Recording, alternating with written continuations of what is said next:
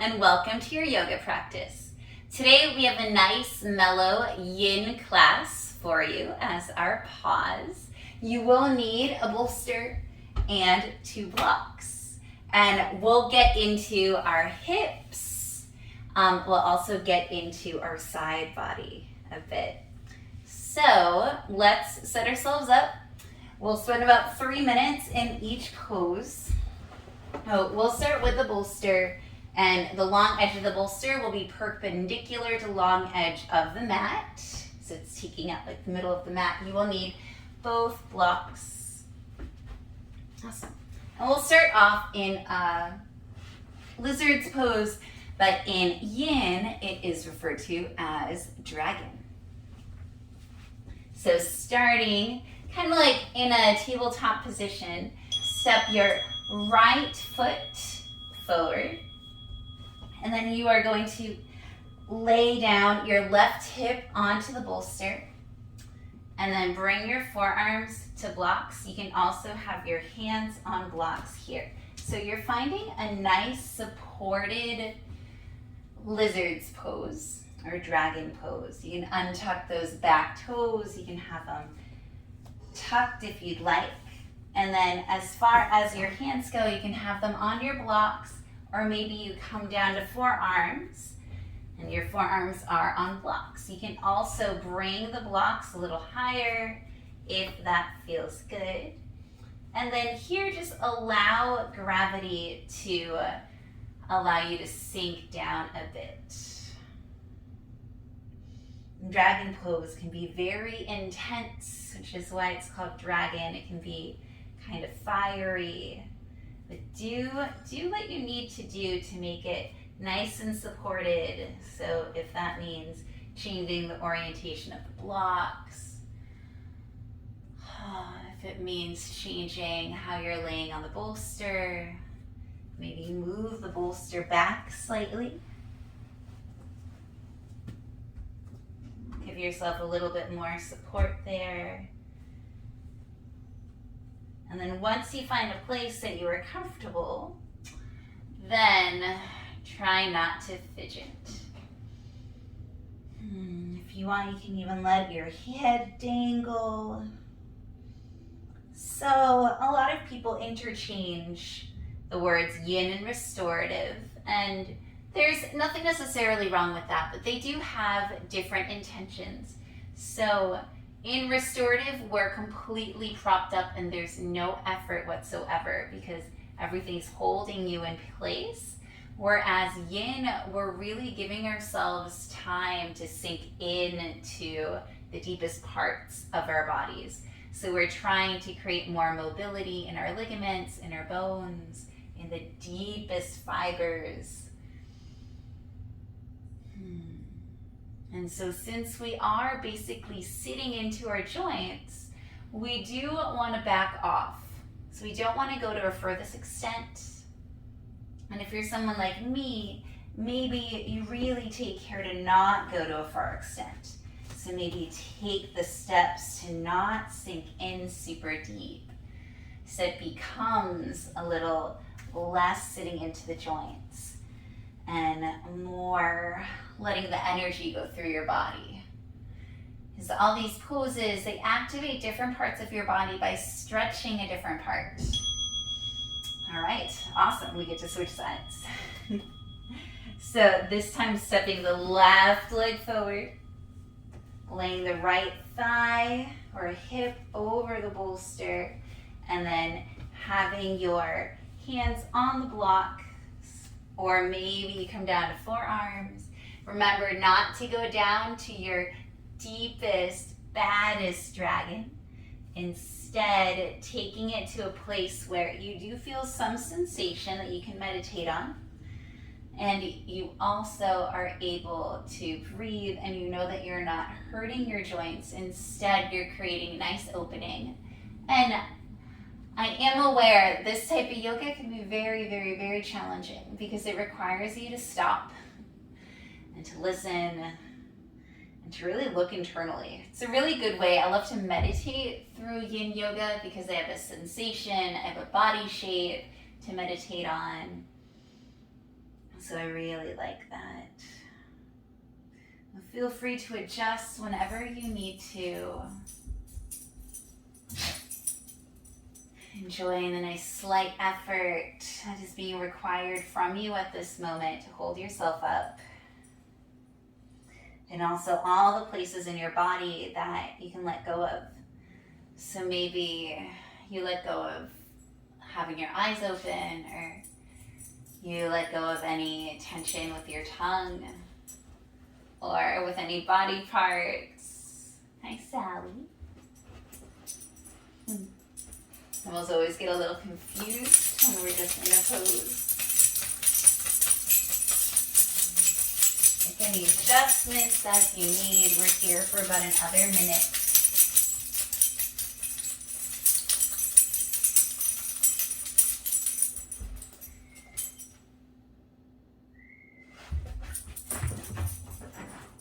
Sorry for the jangling. She has her collar on, and then that was my husband calling her because it is dinner time.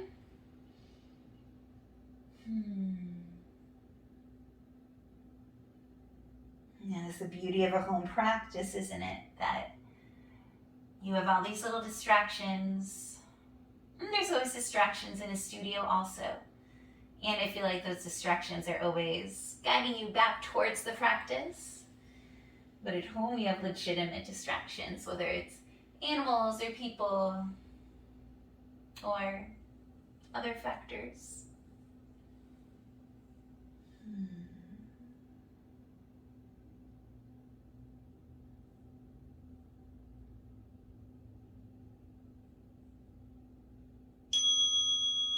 All right. So we will need one block for this next one. We'll also need the bolster. We're actually in a perfect position to transition to our next pose. So come so that your hips are laying on the bolster. You might want to center yourself, especially if you have a squishier bolster. The block will be your pillow. And you're going to lay down on your side, descending that right shoulder down. Your right arm can just come right out in front of you. Lay your head on the block and then allow your body to have this nice side opening here. So find a place where your legs feel nice and supported, a place where you feel like everything is a little bit comfortable. And I know it's going to be a little bit awkward. This is really going to open up your side. And you can also adjust where you have the bolster. So maybe you have it a little closer in, so it's a little less intense. And then this left arm definitely becomes your more awkward arm here. So rest it however you see fit.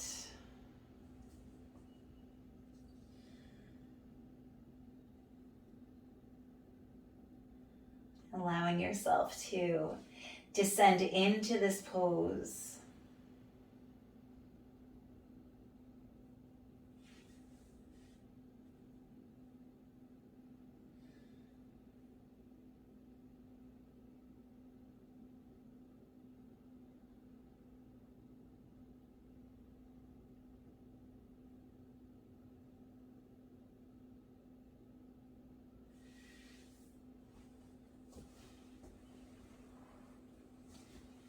I'm just scooting the bolster a little bit closer.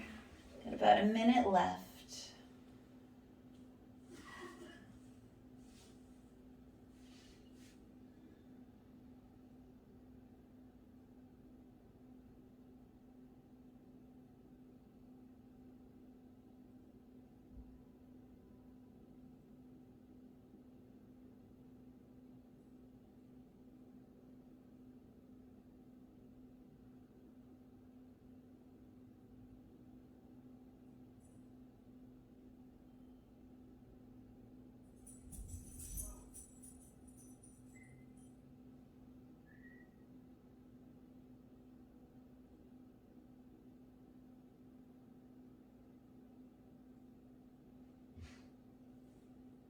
Few more seconds here.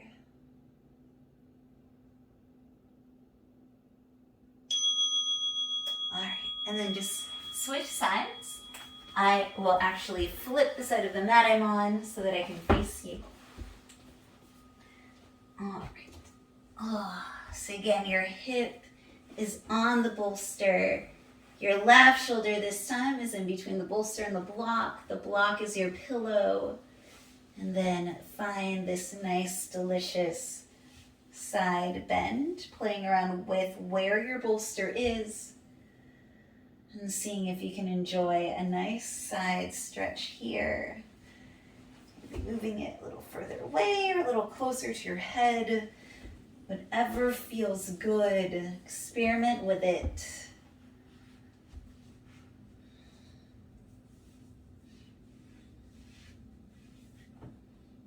Oh, actually behind me works on this side. And your sides will feel completely different, in case you didn't notice.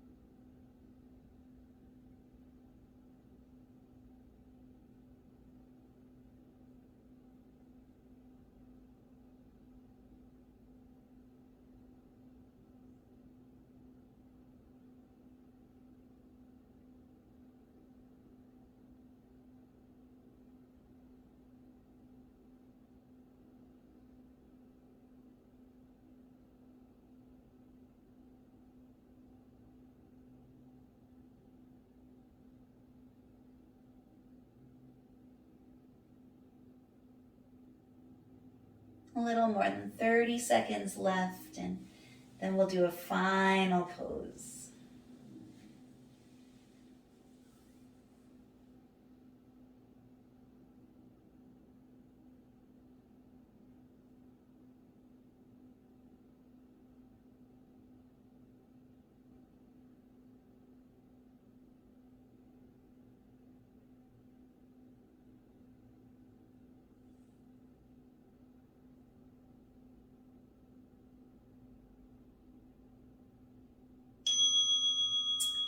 All right, so coming up off the bolster, you'll just need 2 blocks for this last one. We're going to come into a reclined butterfly pose with blocks to help support our legs and bring the soles of your feet together. Knees rest on blocks. You can also put the blocks at your thighs, like them right by my knees. And then bring your butt down. Your arms can be however you would like. If there's a body part that needs a little bit of love, you can rest your hands on that. And then rest into your mat.